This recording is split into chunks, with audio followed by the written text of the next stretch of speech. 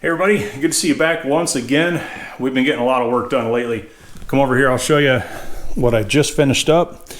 The last 15 of those 20-inch wide track pads. So we've got a complete set of 60 all stacked up there, ready to go.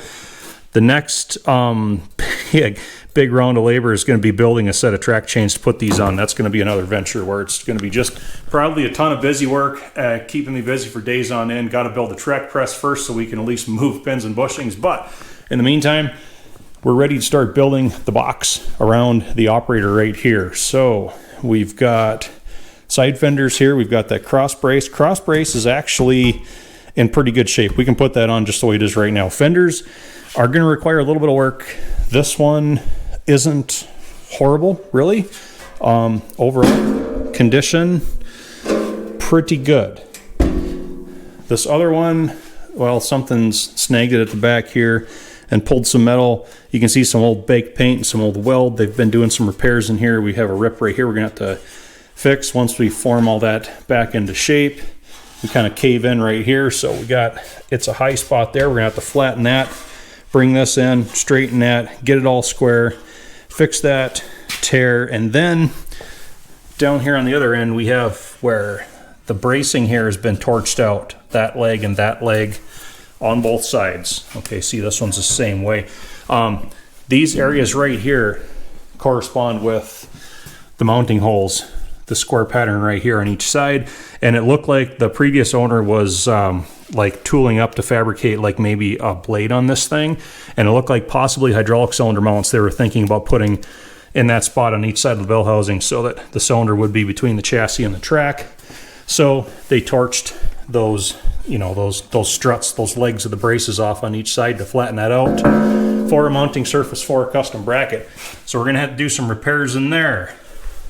Other than that, well, this other one has what I believe is an old umbrella bracket. So it's like the main mast or the tube would clamp in there, and we're gonna take that off. Certainly not gonna get rid of it, but yeah, we got a little bit of cleanup to do on both of those fenders. But first, let's get this cross brace put in. And it goes on top of the rear case, just in front of those oiling cups for the steering clutch release bearings. So I'll just start all the bolts on this, and we're not going to fully tighten anything yet, because when we put the fenders on, they're going to utilize these pads out here on each end. So we want everything to be, you know, able to be moved around a little bit.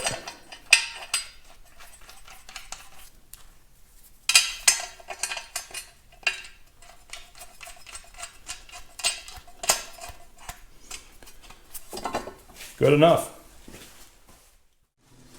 This one has been stubborn right to the end. Trying to get this. Got to be an umbrella mount off. There it is. Starting to get a little more free. There it is. Right to the last thread.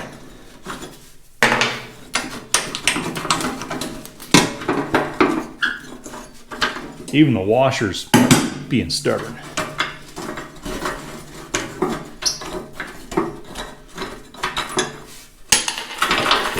There.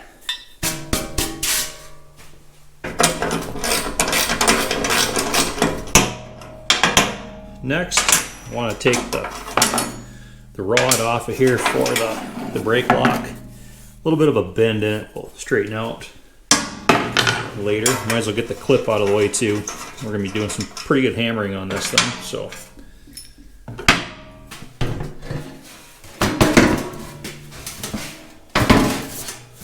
all right, now we've got this patent tag that on these really early ones was on the top of the right side fender here. Usually it's on like the side of the seat box, something like that. But since these rivets are really easy to get to on the back side, I'm just going to knock them out real quick. Take this off so that I don't have to worry about scuffing it, because I'm going to take this fender out to that big metal work table and be throwing it all over the place. So we'll remove that just to make sure it stays protected.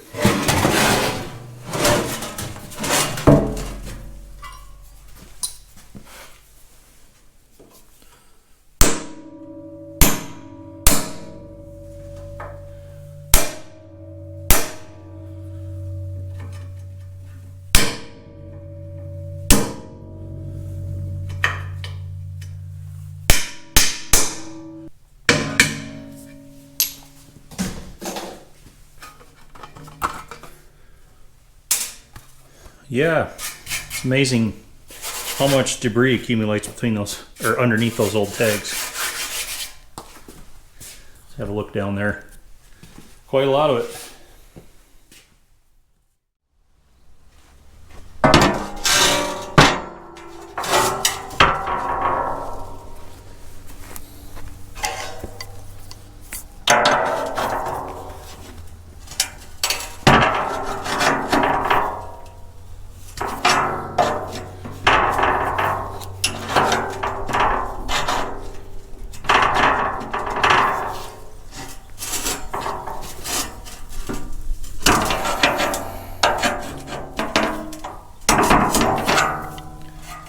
Gonna need a little bit of heat on that.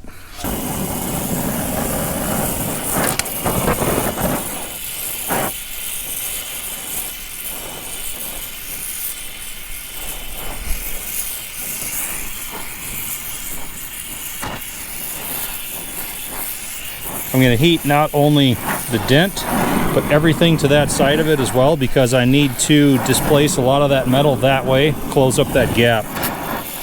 So we'll leave it more solid out here on the front side of it. We'll make it more liquid in here, get it to move hopefully where we want it to.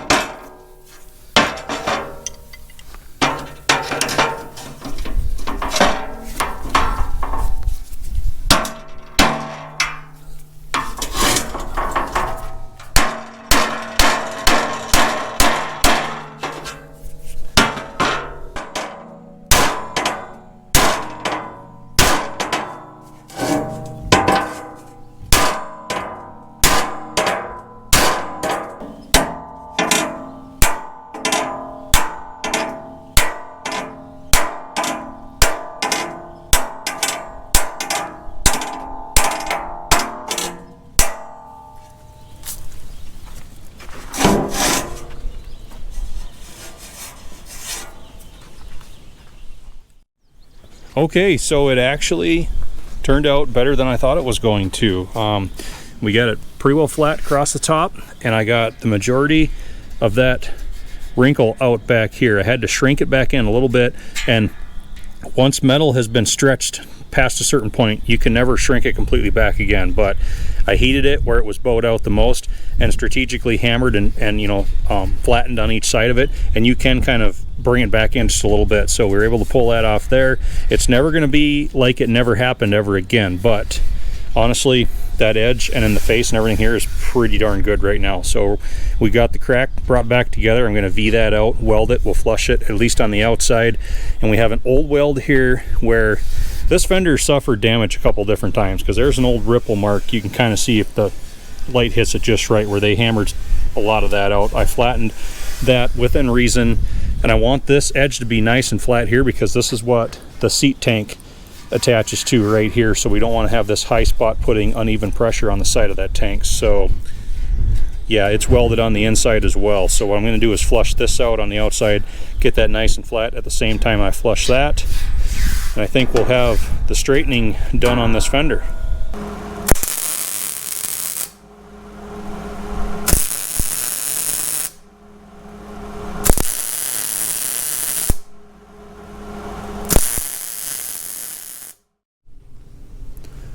All right, we've got two flat fenders once again. We've got all our repairs done on that corner. I buffed it up in here. That's the old weld from last time. I'm just going to leave that. It is structural. It's hidden for the most part. We'll just camouflage that in so it's not so noticeable. And here's the other one we didn't have to do so much work to. So now we got to be mindful of the shadow here. Let's work on repairing the braces where they were torched and cut out. For the most part, that's not too bad. That's all original metal down there. Same for the other side over here. So a couple of gouge marks, but not horrible. So we've cleaned the rust and everything from those. And you can see I've got a few replacement pieces all made up. So darn that sun. Leave them a little bit long down here because we still need to trim that ragged edge right there, and I like leaving some surplus to work with. But got 4 of those made up, and that's why I keep like really old nasty fenders on hand, like this one right here. So this is actually one from the Iron Mistress before I restored that one. It's pretty much just destroyed beyond all belief, but it had a couple good braces on it yet, and that's exactly why I kept it around. You can take like some cardboard stuff like this and just trace it out against the leg of the brace that's still good. You got your pattern then to make your replacement pieces, and then weld from there, and hopefully it's all going to be good. And we're not trying to just completely erase everything that happened here, but I want to restore the integrity of that brace. It's missing a lot of the strength without those legs that go down like that. So like I said, the goal is not to make it look like it never happened. We're just putting everything back to rights. So onward.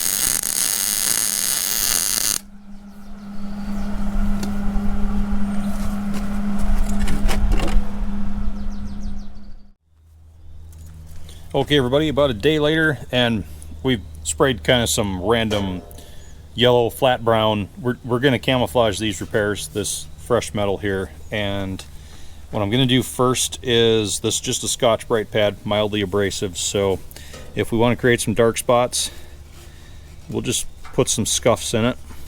That new paint is actually fairly soft. We'll do one there in that transition, helps camouflage that. Bleed down to the edge a little bit. A little bit right here on the end where it curls around.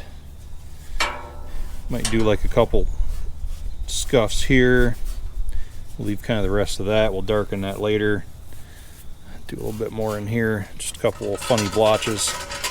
Just random stuff. Working on the other one now to change it up a little bit. I want to have some witness marks around some bolt hole areas. So just take that one, scuff it out a bit. Do the same to this one. Try not to make all of them the same, just change it up a little bit. We'll scuff this one a little harder to the one side. Make sure we get enough all the way around. This one we'll kind of leave because, you know, nothing ever ages exactly the same. So, and we'll just hit the same kind of few spots on this one, give it kind of some, we'll hit that weld a little bit, just give it some random areas that are going to darken in a little bit more than the others. A few spots here. Just give it a hint along that edge. Just whatever you feel like doing.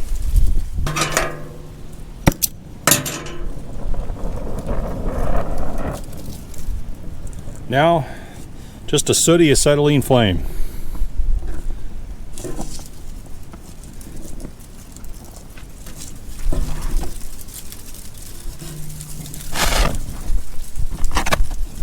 Decide where you want it a little bit darker. Concentrate just a little bit more heat.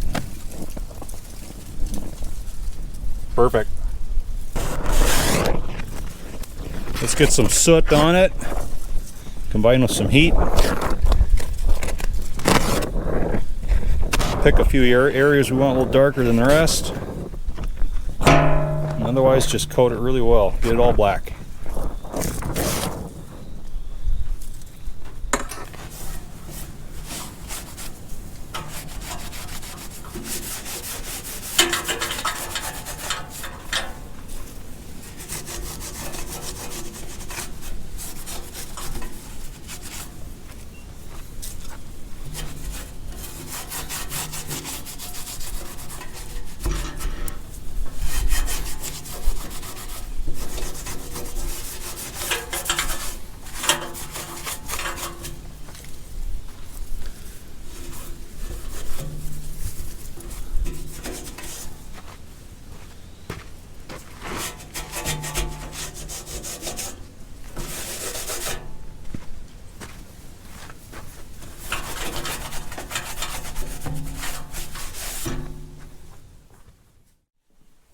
Alright, this is as far as I'm going with the fender repairs. Everything's been flattened, straightened, camouflaged.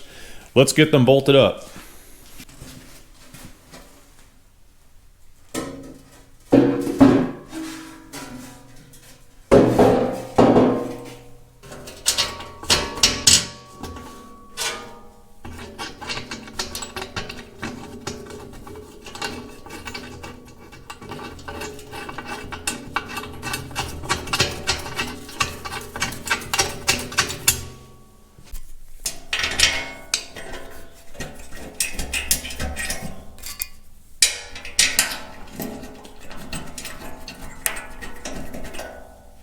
One thing I want to point out, where we attach to the top of the final drive, there's 4 bolts, one there, got one in down here, and then that's the last one right there.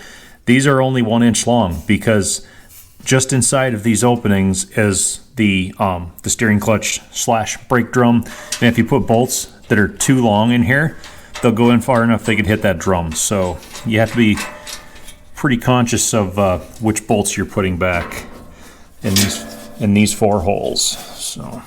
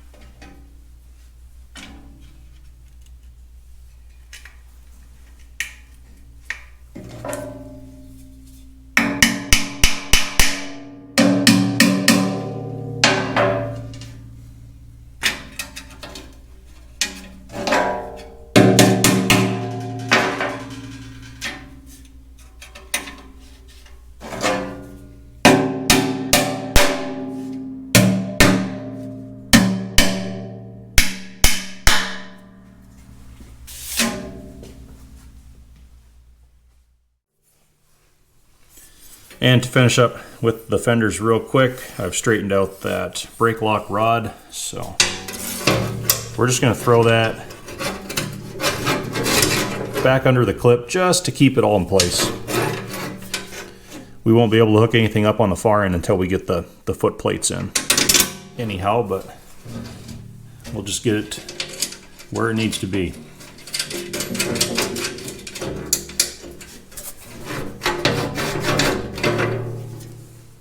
And one final task before we call it an episode. I finally got everything in place to put a control handle onto the lever for the PTO back there. If you'll remember, the old rod, or the original rod, was bent and broken. It had been welded a couple different places, and it was so far gone that, well, I just decided to fabricate an all new one. So stump for the channel once again. We did this over on the members side. Behind the scenes episode number 72, I believe, is the one where we cut the threads on the lathe and did the measuring and the bending and the welding and salvaged that fork end from the end of there, put the new bell crank on that, had it all fixed up. There's always a link below if y'all want to see that additional type stuff. We've got the early style engagement lever for it, and I love it. One more piece that they put a grease fitting on. You could have totally gotten away without that, but that's not how they did things. So liking every bit of that. So yeah, that engagement lever has a mounting pad, and it just utilizes the same bolt pattern as that top cover for getting in and adjusting steering clutches. So that just sits in place, and they just utilize slightly longer bolts to pass through that mounting base and through the cover to thread on into the case.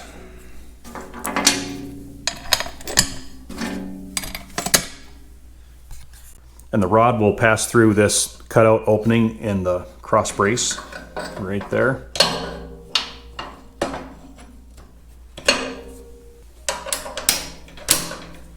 Pins in place on that end.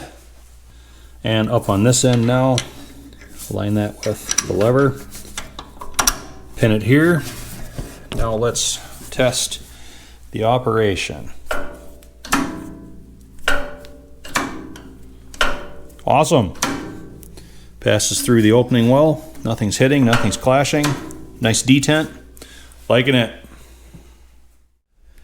And it isn't like we already had enough levers on this thing. We just decided to add one more today. But the box, as I call it, the operator's platform, is finally starting to take shape. So I'd love to mount the fuel tank in here right now, but I need to make a new fuel line first. That's what this tubing right here is for, and I want to keep this area open, so before I block all that in, we're going to get that line formed, because it's going to have to go through this little cutout right here, and then it's going to have to dive in to this this channel that's pressed into the side of the fender right there, and then it's going to have to jog back out from that, go through this opening here, comes out on the front side there, dives in again, lines in with the fuel pump. So I definitely want to get that formed and fitted before I make life difficult and close all that off. But fenders are flat and they're fitting well. We've got repaired braces down here, I think camouflaged in pretty well, and we didn't damage the tag. So yeah, we're just gonna cut it right here. I had wanted to get that fuel tank put in this episode still, but it's gonna take me just long enough that I want to have something else for the feed to keep everything rolling. So that's as far as we're going for today. Still, progress was made. It was a real fender bender, right? So play on words there. As always, everybody, thanks for watching. Hope to see you again next time.